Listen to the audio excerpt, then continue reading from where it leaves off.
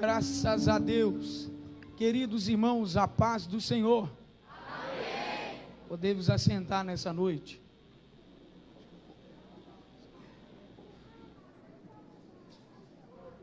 Glória a Jesus. Glória a Jesus. Que bênção.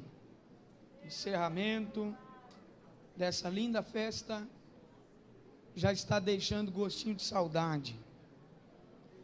Que bênção foram esses 2 cultos, ou esses 2 dias, com esses vários cultos pelas quais participamos. Hoje pela manhã, Deus nos agraciou com a sua graça, com a sua presença. Voltamos para casa saciados. Que alegria poder estar com os irmãos aqui durante estes dias. Vou levar na memória este congresso e oro para que Deus continue abençoando a sua vida de uma forma profunda e especial. Quero saudar nesta noite, e já com palavras de gratidão, ao querido pastor Gildean. Muito obrigado. O senhor mais a sua esposa. Nós vamos me tolerar mais uns dias aí. Mas uma bênção muito grande poder estar com vocês. Muito obrigado. Deus continue abençoando vocês. Deus também abençoe ao primeiro e ao segundo vice-presidente, pastor Gildevan, e ao pastor Vanderlei. Deus abençoe, em nome de Jesus. Aos líderes da UMADMA, o presbítero Silvano, o presbítero Davi, Anderson e diácono Danilo, meu abraço a todos vocês. Deus abençoe. Deus abençoe também aos devidos parlamentares presentes, ao filho do pastor Gildean. Muito obrigado, viu? Jefter, sua noiva. Deus abençoe também aos pastores que estão por aqui. Deus abençoe, senhores. Saudando os referidos homens de Deus, eu quero saudar todos os obreiros presentes também nessa igreja. Que Deus vos abençoe. Irmãos, abra sua Bíblia comigo, por gentileza, na pequena carta de Paulo a Filemon.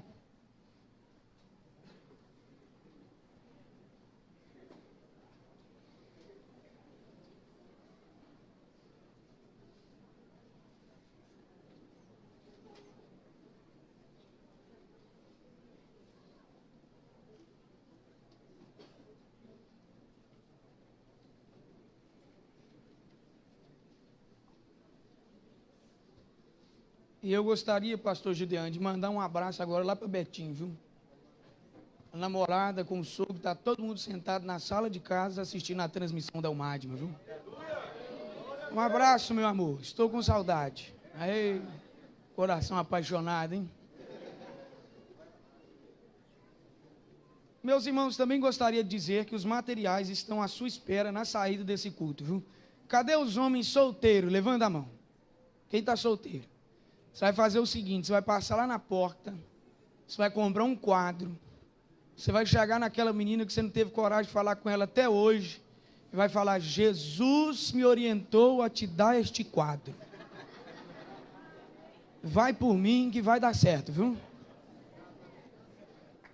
Graças a Deus. Carta de Paulo a Filemon, capítulo único, a partir do versículo 1. Todos encontraram? Amém. Diz assim: Paulo, prisioneiro de Jesus Cristo, e o irmão Timóteo ao amado Filemon, nosso cooperador, e a nossa irmã Áfia e a Arquipo, nosso companheiro, e a igreja que está em sua casa. Graça a vós e paz da parte de Deus, nosso Pai, e da do Senhor Jesus Cristo. Graças dou ao meu Deus, lembrando-me sempre de ti nas minhas orações, ouvindo o teu amor e a fé que tens para com o Senhor Jesus Cristo, e para com todos os santos, para que a comunicação da tua fé seja eficaz, no conhecimento de todo o bem que há em vós há por Cristo Jesus. tive grande gozo e consolação do teu amor, porque por ti, ó irmão, o coração dos santos foi reanimado. Pelo que ainda que tenha em Cristo grande confiança para te mandar o que te convém, todavia, peço-te antes por amor, sendo eu tal como sou, Paulo, o velho, e também agora prisioneiro de Jesus Cristo, peço-te por meu filho Onésimo, que gerei nas minhas prisões, o qual, noutro tempo te foi inútil, mas agora a ti e a mim muito útil. Quem diz glória a Deus? Glória a Deus. Pai, nós te glorificamos, Senhor. Honra e glória ao seu nome sempre. Deus, fala conosco através da tua palavra nesta noite. Que a mesma seja como flecha aguda inflamada com as brasas do seu altar, cravada em nosso coração, incendiando toda a nossa alma. À medida que a tua palavra for sendo explanada, que a presença do teu divino Espírito Santo tenha liberdade de agir no encerramento desta festa. Pois assim como a corça suspira e anseia pela corrente das águas, assim nós temos sede da tua presença nesta noite, Jesus. Incendeia-nos pelo poder da tua palavra e mata a sede que temos da tua presença. É o que lhe pedimos em nome de Jesus. Amém. E graças a Deus. Me ajuda.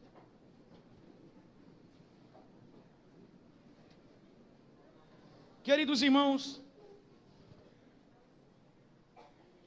no encerramento desta festa,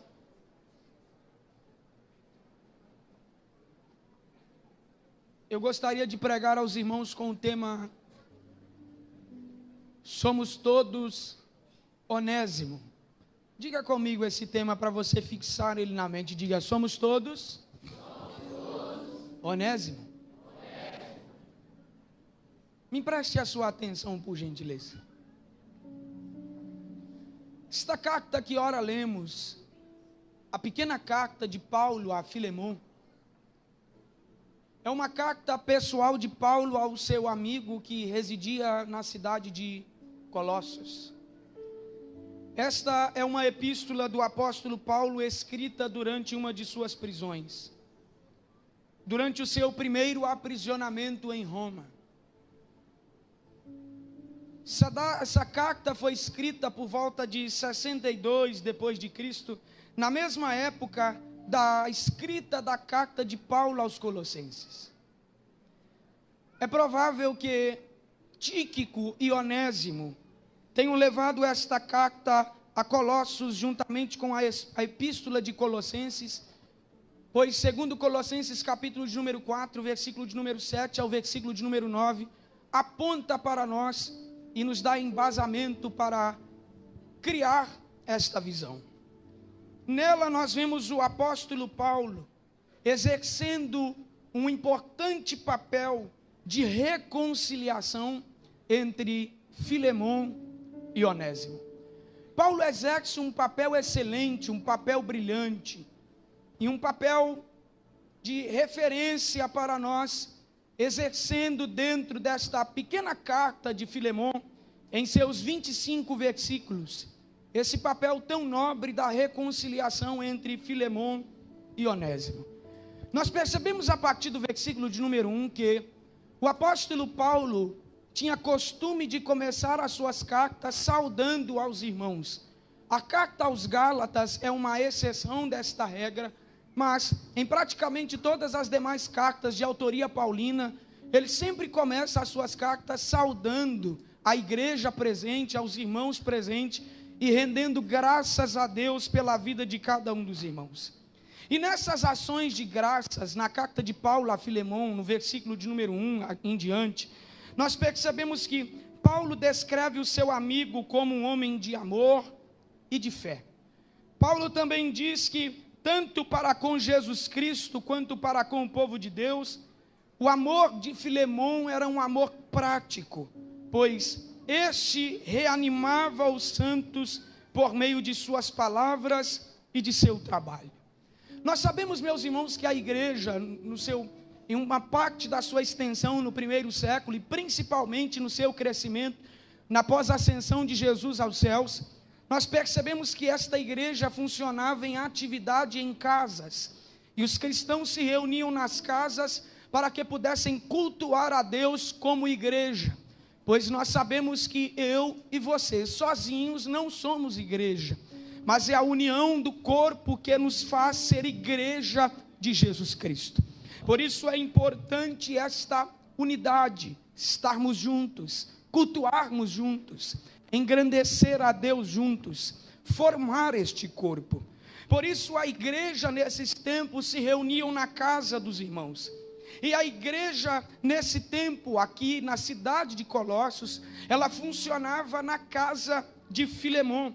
E provavelmente era uma das duas congregações desta cidade de Colossos. Na casa de Filemon funcionava uma destas duas congregações que existiam nesta cidade, que aparentemente, segundo alguns pesquisadores, não foi fundada pelo apóstolo Paulo, apesar dele exercer uma grande influência na implantação desta igreja, devido ao seu árduo trabalho na cidade de Éfeso. Mas, segundo alguns pesquisadores, o plantador da igreja na casa de Filemon foi Epáfras. Mas Paulo exerceu uma grande interferência na implantação desta igreja, através dos seus trabalhos árduos na cidade de Éfeso. Dentro desta pequena carta, meus irmãos, que ora nós lemos apenas 8 versículos, os irmãos vão perceber que toda esta história, ela gira dentro de 3 personagens principais. E quais são esses 3 personagens principais? Paulo, Onésimo e Filemon. Você pode dizer esses 3 nomes comigo nessa noite? Diga Paulo. Diga mais forte, diga Paulo. Onésimo e Filemon. Essa história, ela gira dentro desses 3 personagens que vão exercer maior influência dentro do desdobramento desta carta e daquilo que o texto quer passar para nós. Agora, quem é Filemon? Quem é este amigo de Paulo, pela qual ele escreve uma carta de seu próprio punho, em seu primeiro aprisionamento em Roma? Quem é este Filemon? Filemon, ele era um piedoso homem que havia se convertido a Cristo através das pregações do apóstolo Paulo. Filemon era uma bênção na comunidade cristã. Além de ele ser um homem de caráter, de muito amor e de muita fé, ele também reanimava os outros cristãos. Filemon, com suas palavras e ações, fazia com que os corações dos cristãos que estavam desanimados e fracos se reanimassem mais uma vez diante da presença de nosso Senhor e Salvador Jesus Cristo. Filemon também era muito importante dentro desta comunidade cristã, pois, como eu já disse aos irmãos, Filemon abria as portas da sua casa para que a igreja funcionasse nela. E assim, meus irmãos, estudando um pouquinho, a gente percebe que a melhor maneira para se plantar igrejas e para se crescer igrejas é justamente com os cultos nos lares, culto nas casas. Foi assim que a nossa querida Assembleia de Deus cresceu. Um culto no lar aqui, outro culto no lar ali, com o velho bordão assembleiano dizendo: Jesus salva, Jesus cura, Jesus batiza com o Espírito Santo e breve voltará para levar a sua igreja para o céu. Dentro desta perspectiva, nós podemos perceber o quanto era importante o papel de Filemon dentro desta comunidade cristã, abrindo as portas da sua casa para que a igreja funcionasse nela. Nós sabemos também que Filemon, além de amigo de Paulo, era senhor de escravos. Uma prática muito comum nos tempos do Império Romano era a escravidão e ter servos para exercerem trabalhos braçais, forçados, cuidar da casa, cuidar das plantações e etc. Tantas outras coisas. Isso era uma prática muito comum nos tempos do Império Romano. E Filemon, ele tinha um escravo, que segundo aquilo que os comentaristas bíblicos dizem, esse escravo havia roubado, furtado alguma coisa de Filemon, e para que não fosse pego e a sentença do seu crime caísse sobre as suas costas, esse escravo fugiu da casa do seu senhor. E quem é esse escravo que fugiu da casa de Filemon? Onésimo. Onésimo é o escravo que furtou alguma coisa da casa de Filemão, que defraudou alguma coisa da casa de Filemão e fugiu para que a sentença não lhe fosse aplicada. Bom, poucas coisas nós sabemos sobre Onésimo, porque Onésimo é um serviçal. Onésimo está como servo, como escravo na casa de Filemão. E a gente aprende dentro da história que escravo não se fala muito sobre a sua genealogia, quem foi os seus pais, de onde ele vem, para onde ele vai. Escravo simplesmente serve, quase que não tem identidade. Isso se comprova muito no Evangelho de Marcos, quando ele apresenta Jesus como o servo bom, o servo fiel, o servo sofredor. Marcos apresenta Jesus tanto como um servo, que ele, diferentemente de Mateus e de Lucas, dentro dos 3 evangelhos que compilam dentro daquilo que nós chamamos de os evangelhos sinóticos, Marcos omite a genealogia de Jesus, omite o nascimento de Jesus e muitas coisas de sua infância, porque ele apresenta Jesus dentro da figura do servo. E servo não tem muito o que falar de onde ele vem, para onde ele vai. O servo simplesmente serve e tem uma vontade do seu Senhor sobre os seus ombros. Por isso Onésimo não se fala muito sobre de onde ele vem, quem são seus pais, onde nasceu. O que fala é que ele era um escravo na casa de Filemão, que aparentemente cometeu um furto na casa de seu senhor, e por essa ocasião fugiu para Roma, na tentativa de não ser preso, mas na tentativa de não ser pego. Mas na prisão em Roma, Onésimo se converteu a Cristo, porque coincidentemente Onésimo se encontrou com Paulo, o maior bandeirante do cristianismo, e ao invés de Paulo condenar aquela alma, ele lhe prega a mensagem do evangelho, a mensagem da cruz. Quem sabe Paulo pregou a Onésimo uma das falas de Jesus, dizendo assim: vinde a mim todos vós que estáis cansados e aflitos, e eu vos aliviarei. Quem sabe foi esta mensagem que Paulo pregou, ou talvez Paulo pregou dizendo: aquele que beber da água da fonte da vida nunca mais terá sede. Alguma coisa Paulo pregou que trouxe Onésimo a Cristo, e Onésimo, dialogando com Paulo, conversando com Paulo, Onésimo se converte a Cristo em Roma, e por intermédio de Paulo, que o descreve como agora alguém muito útil, Onésimo havia se convertido, mas a sua dívida, aquilo que ele tinha em débito para com o seu Senhor, precisava ser saldado, precisava ser quitado, pois apesar da sua conversão, e a gente dá glória a Deus por isso, seus débitos para com o seu Senhor ainda estavam em plena atividade, e isso precisava ser saldado, quitado e resolvido. Por isso, quem entra agora para exercer esta reconciliação? Ninguém mais, ninguém menos do que o apóstolo Paulo. Paulo exerce, meus irmãos, dentro desta história, pelo menos 3 coisas. Como eu disse de manhã, eu vou dizer de novo.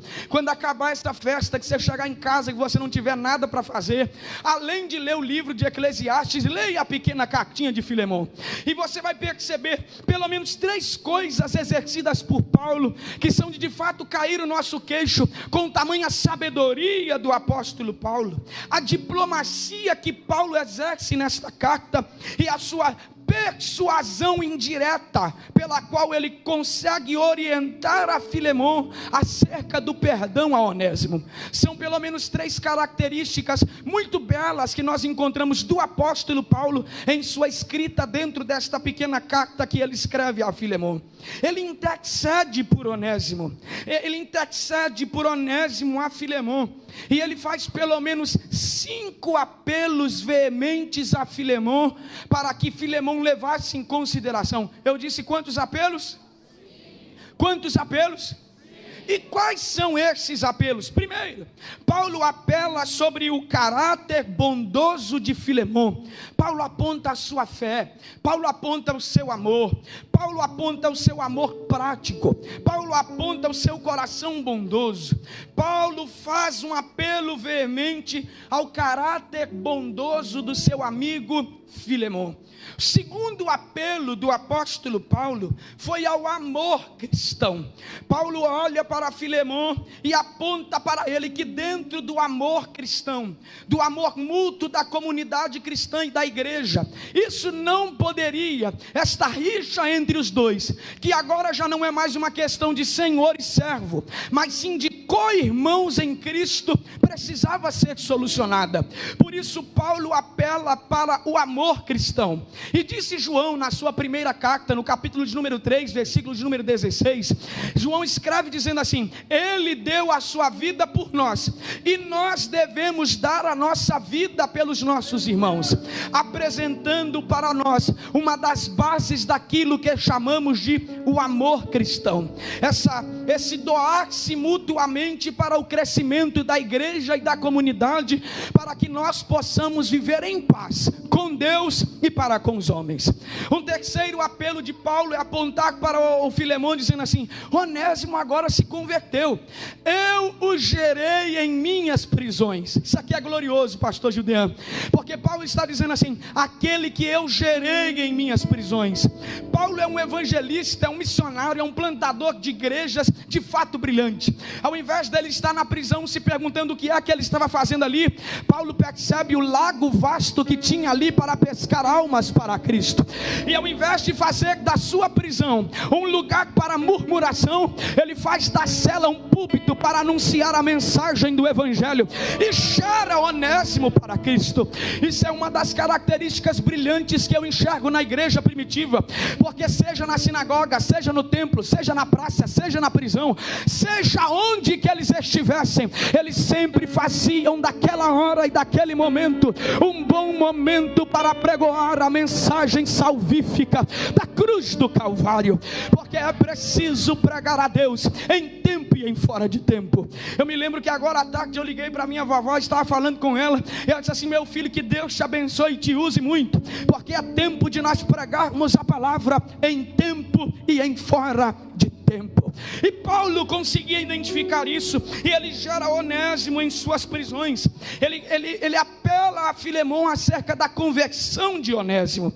Em quarto lugar, ele agora também aponta o quanto Onésimo agora é valioso na obra. Paulo diz assim para Filemon: Filemon, antes talvez Onésimo te era inútil, talvez para você ele não tinha mais serventia, mas na obra para ele tinha um lugar, e agora ele me é muito útil, a mim e também a ti, porque ele agora se converteu ao evangelho, ele é muito útil na obra, nós precisamos de Onésimo. Em quinto lugar, Paulo apela a Filemon acerca de que Onésimo não caiu na mesma prisão que Paulo por coincidência, mas Paulo diz a Filemon, a partir do versículo 14 ao 17 e o 18, que talvez aquilo de Onésimo cair na mesma prisão que ele, foi uma providência de Deus em guiar Onésimo para a prisão aonde Paulo estava, para que esse encontrasse a salvação em Deus e em Cristo Jesus. Paulo, depois de fazer estes 5 apelos, ele agora olha para Filemon, e Paulo oferece a solução perfeita.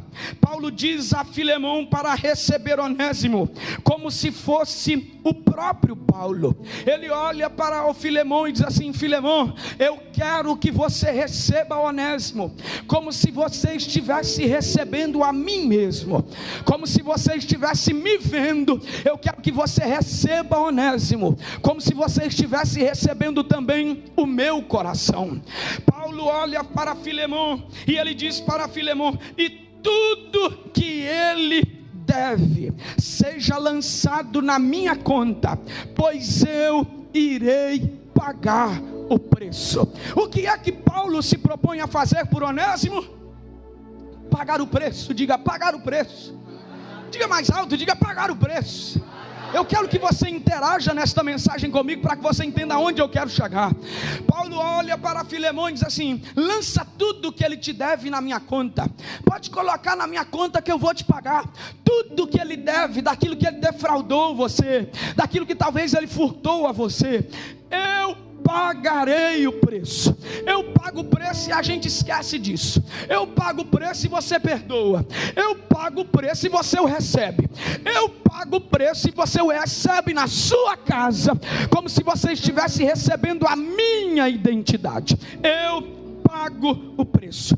Paulo não sugere que Filemão ignore os crimes do escravo, esqueça o que Onésimo lhe devia. Antes oferece para pagar a dívida do próprio bolso. Lance tudo em minha conta e eu te pagarei. A linguagem que Paulo usa a Filemão no versículo de número 19 é muito parecida com a de uma nota promissória legal da época. Essa é a garantia do apóstolo a seu amigo de que a dívida seria paga, de que a dívida seria saldada, de que a dívida seria quitada. Se você está me entendendo até aqui, diga glória a Deus. Oh, eu estou sentindo a presença do Espírito Santo aqui nesta noite.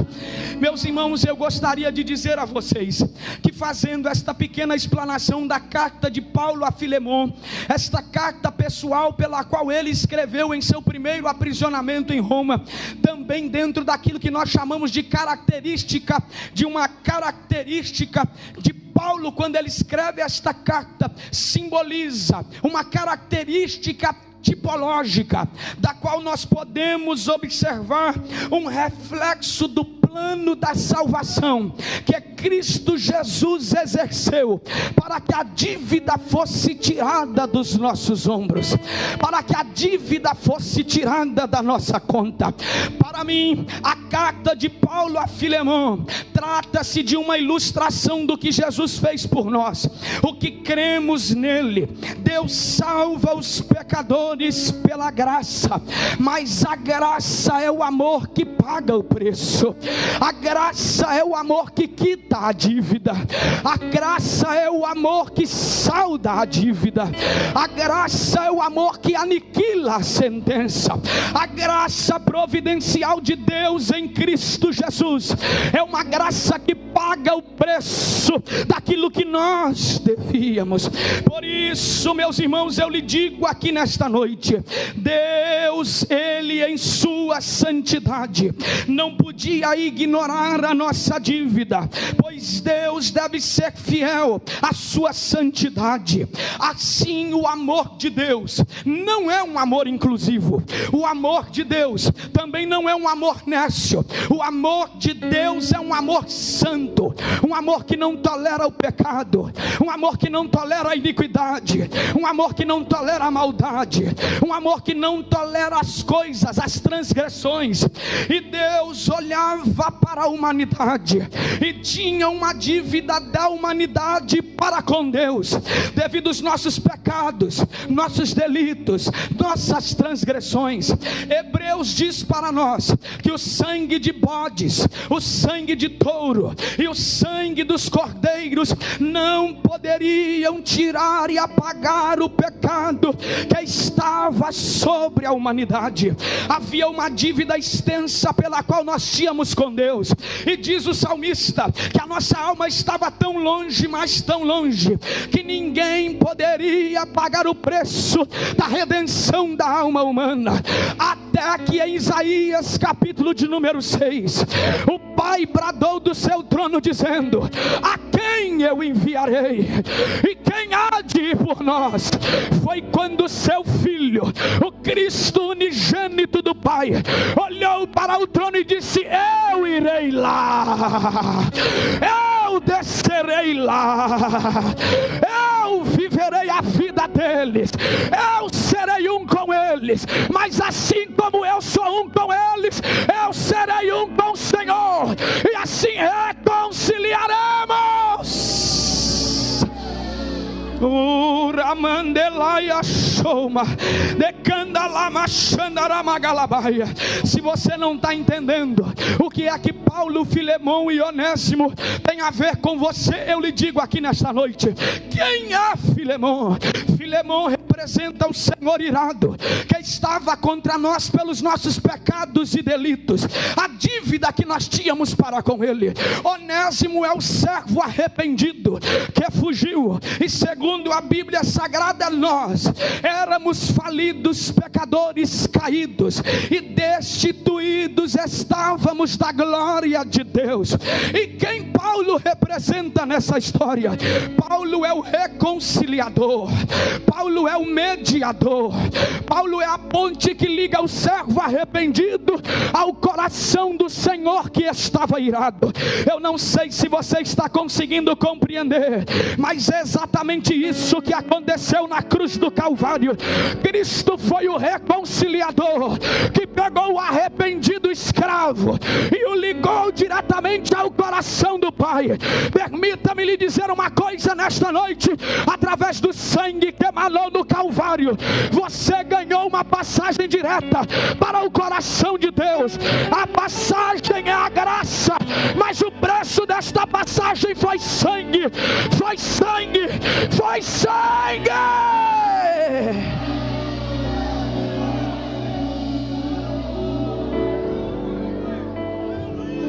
Uramandalaia, Teramandio Candahalamakalabá. Ele, o Cordeiro de Deus, assumiu a nossa dívida, assumiu a nossa culpa, assumiu os nossos pecados e disse: eu pagarei a dívida, eu saldarei a dívida. Caríssima Umádima, ao olhar para a cruz do Calvário, nós temos uma ideia do que é a justiça e o amor de Deus. A justiça de Deus em não poupar o seu filho, mas ao invés de castigar toda a humanidade pelos seus pecados, derramou a sua ira sobre o seu filho. Tanto é que nós não podemos de forma alguma assemelhar o cálice que Cristo pedia para que passasse dele no Getsemane com a morte, com a dor, com o seu flagelo, com o seu martírio. De forma alguma. O que Cristo estava clamando para passar dele no Getsemane era o cálice da ira de Deus, era o cálice que ele teria que beber da ira de Deus, era o cálice que ele queria de tragar da ira de Deus. Mas ao olhar para a cruz do Calvário, nós enxergamos a justiça de Deus em não poupar o seu filho, mas nós também enxergamos o amor de Deus, porque assim disse o texto áureo da Bíblia Sagrada, João 3,16: porque Deus amou o mundo de tal maneira que deu seu filho unigênito para morrer na cruz do Calvário.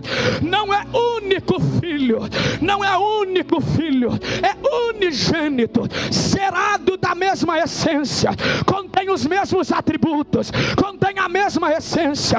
É por isso que Paulo ele diz que Deus estava em Cristo na cruz, reconciliando a humanidade consigo mesmo. Deus deu seu filho unigênito para todo aquele que nele crê não pereça, mas tenha a vida eterna.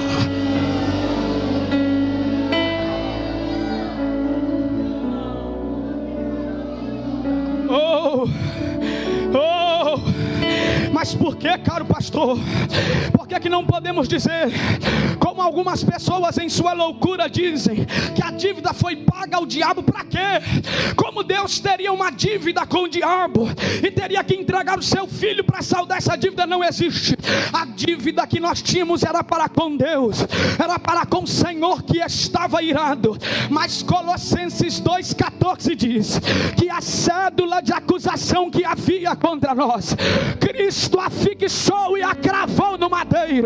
E o símbolo da quitação desta dívida é quando o Cordeiro olha para o Pai e diz: Tetelestai, Tetelestai, Tetelestai.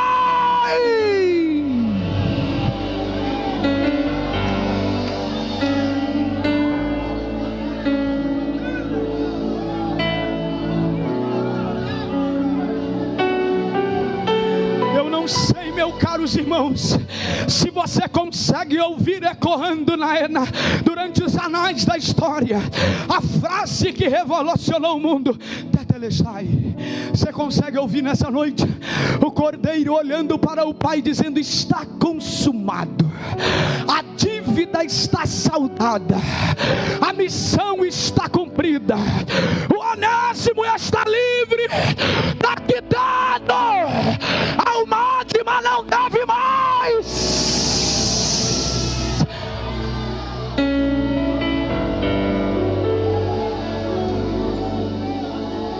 É por isso que tem que ser Cristo o tema da nossa pregação, pois é Cristo reconciliador, é Cristo mediador, é Cristo a porta, é Cristo o caminho, é Cristo a verdade, é Cristo a vida, é Cristo a fonte, é Cristo a graça, é Cristo a expressão do amor de Deus, é Cristo.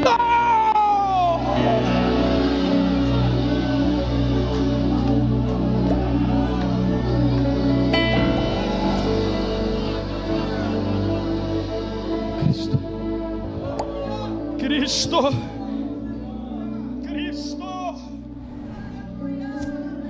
O que eu tenho a ver com isso, pregador? Jesus olhou para o Senhor irado e disse assim: joga tudo dele na minha conta. No ato do madeiro, Jesus fez uma transferência conosco. Ei, Jesus fez uma transferência conosco, querida irmã Joleila. E o que foi que Cristo fez? Quando Jesus Cristo morreu na cruz pelos meus pecados, foram colocados na conta dele, e o Senhor foi tratado da maneira como eu deveria ser tratado. Mas quando a gente aceita Jesus Cristo como único e suficiente Salvador, nós tomamos posse desta transferência. E o que foi esta transferência? Eu passei para Cristo aquilo que está lá em Isaías 53: pecados, delitos, dores, enfermidades, transgressões, castigo de Deus, a ira de Deus, isso foi tudo depositado na conta de Cristo. Mas o que foi que Cristo depositou na nossa conta pela graça? Cristo depositou misericórdia, Cristo depositou salvação, Cristo depositou transformação, Cristo depositou graça, Cristo depositou amor, Cristo depositou recomeço, Cristo depositou vida, Cristo depositou a vida eterna, Cristo depositou em nós. Quem está atrás do madeiro nesta noite? Quem está atrás do madeiro nesta noite? Receba!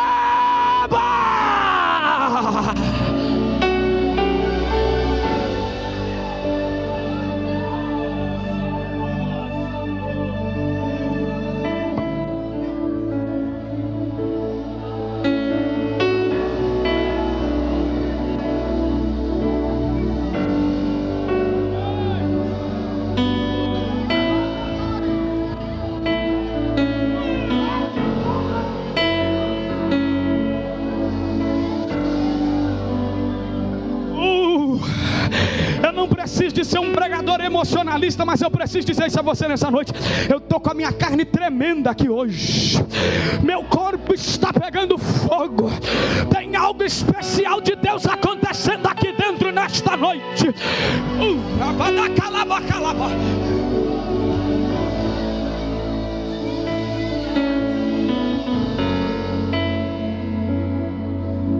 Eu gostaria de ler com você nesta noite, e gostaria que você abrisse a sua Bíblia na carta de Paulo aos Efésios, no capítulo de número 2, capítulo de número 2, do versículo 1 ao 10.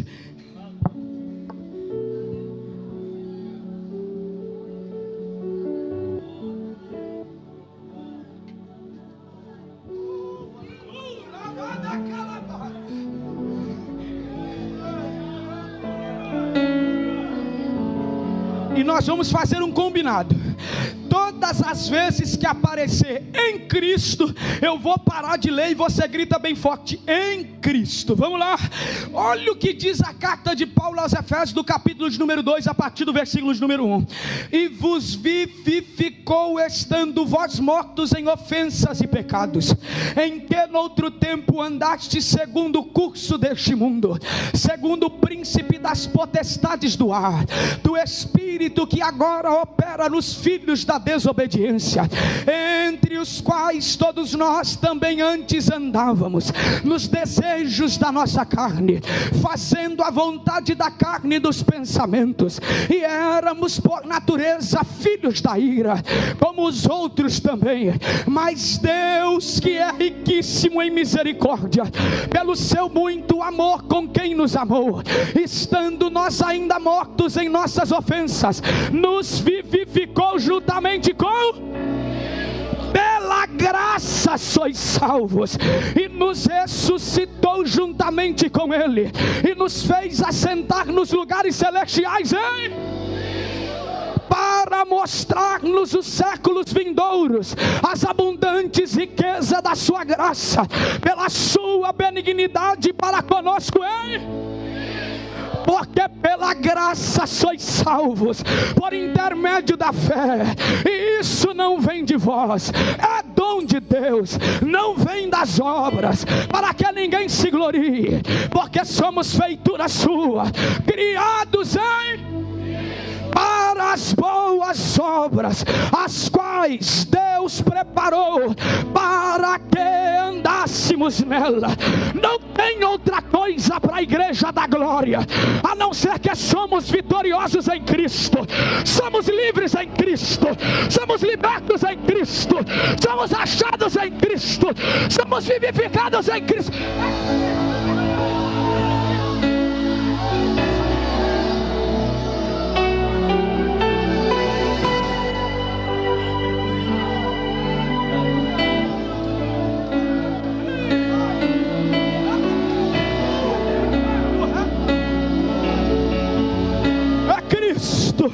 É por isso que hoje, agarrado com Cristo, abraçado com Cristo, nós olhamos para o Senhor que está no trono, e por intermédio de Cristo dizemos assim: Abba Pai, Abba Pai, Abba Pai. Porque todos aqueles que confessam a Cristo como o único e suficiente Salvador da sua alma, Deus nos concedeu a garantia de sermos chamados filhos de Deus em Cristo. É o sangue, é o sangue, é o sangue, é o sangue.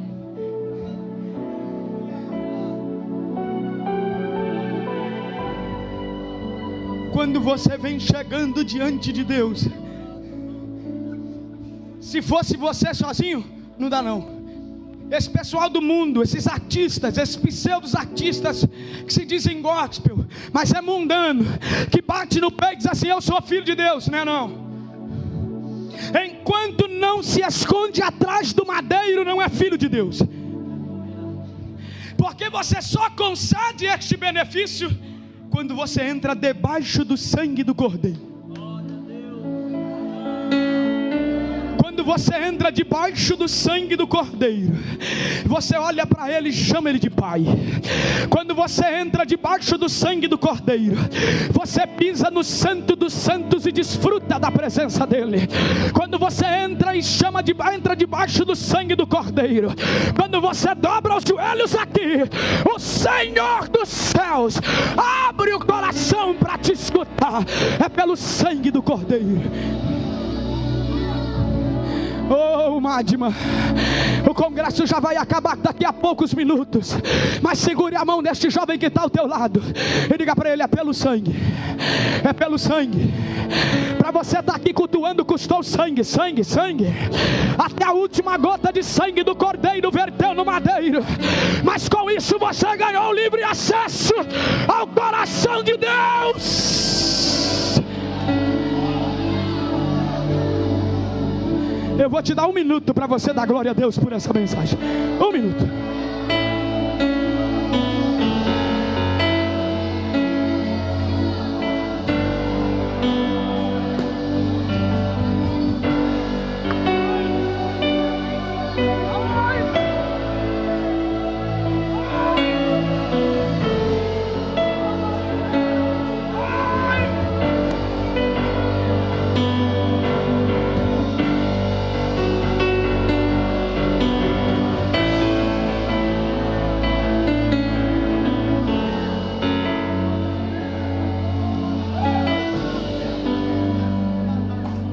Graça, é graça, é graça. Você não consegue entender que essa igreja hoje aqui tem cheiro de graça?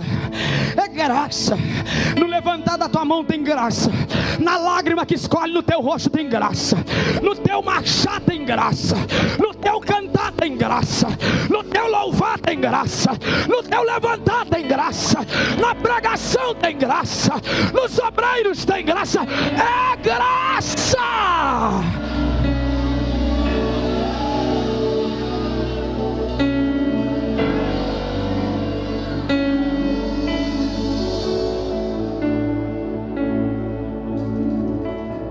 E agora,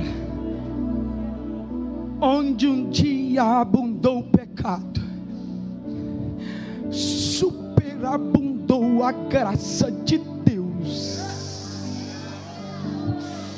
Uramandalaia Xandanai. Você consegue compreender? Para nós concluirmos esta mensagem, eu e você éramos o onésimo escravo, devedor e fujão. Deus é um Senhor que estava irado pela nossa má atitude, mas Cristo foi o reconciliador nesta história. Cristo foi o mediador da união mais uma vez, e por isso nesta noite nós cantamos hosanas, glória a Cristo Jesus, o nosso Salvador, que nos vivificou para a glória de Deus Pai. Fique de pé comigo no seu lugar nessa noite.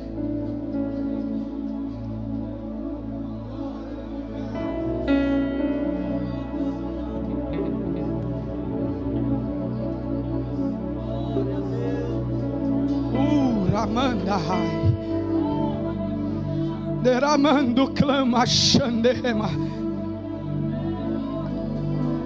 Coloque a mão no seu coração agora.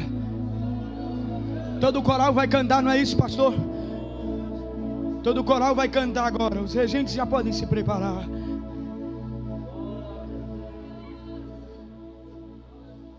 Mas enquanto você estiver cantando esta canção nesta noite, feche os seus olhos e idealize em seu subconsciente o Calvário nesta hora.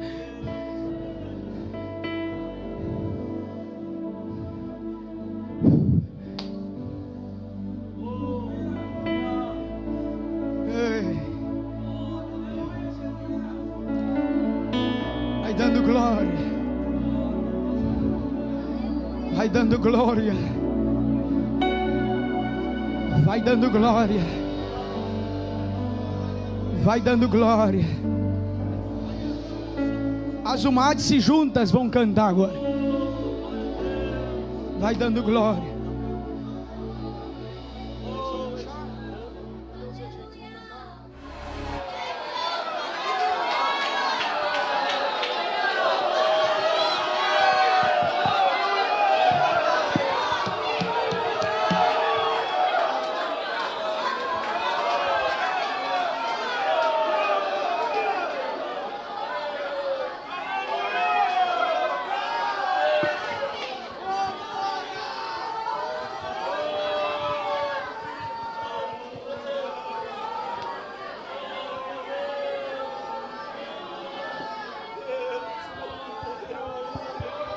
Eu já vou encerrar.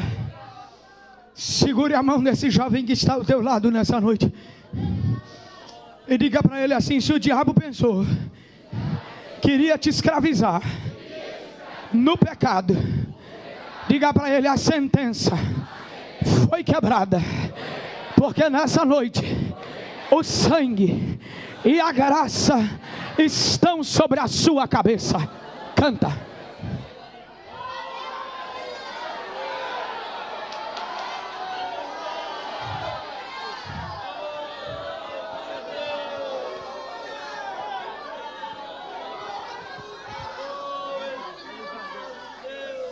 A dupla, pode cantar? O de cá então, canta.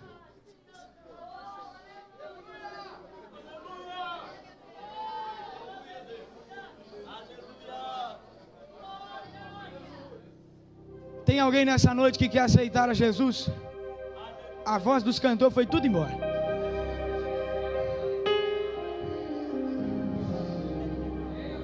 Tem alguém nessa noite que quer aceitar a Cristo? Tem um rapaz aqui, ó.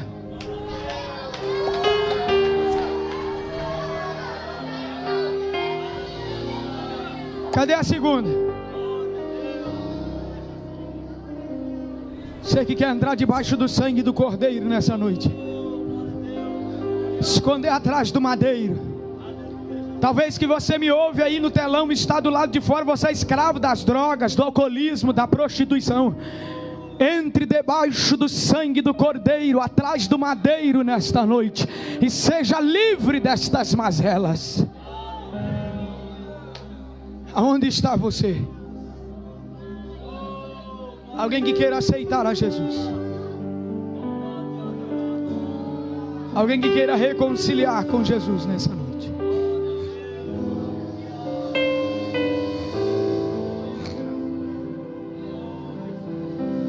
Eu te chamo mais uma vez. Tem alguém? Se tem, não quer que os céus lhe preparem uma próxima oportunidade. Eu deixo na responsabilidade da liderança estar orando por esta vida aqui nesta noite. Glória a Deus. Ainda continuamos insistindo. Tem mais pessoas para aceitar ou reconciliar com Jesus. Se tiver hoje a noite oportuna, é noite de salvação. Cadê a segunda pessoa para Jesus nesta noite? Glória a Deus, estamos te aguardando, estamos te esperando nesta oportunidade. Cadê a segunda pessoa para Jesus? Glória a Deus. Cadê a segunda pessoa? Estamos te aguardando. Você que ainda não aceitou, que quer reconciliar com Jesus nesta noite, é noite oportuna, é noite de salvação. Glória a Deus. Cadê o presbítero Davi? Se não tiver, vamos estar orando. Glória a Jesus. Aqui não, né? Vamos orar então. Senhor meu Deus, ó Pai, te agradecemos, Senhor, por esta oportunidade maravilhosa a qual o Senhor Jesus Cristo tem nos concedido, ó Pai. Meu Deus, apresentamos, ó Pai, este rapaz que está entregando a sua vida ao Senhor Jesus. Perdoa os pecados, escreve o nome dele no livro da vida. Meu Deus, firma ele na tua presença, papai.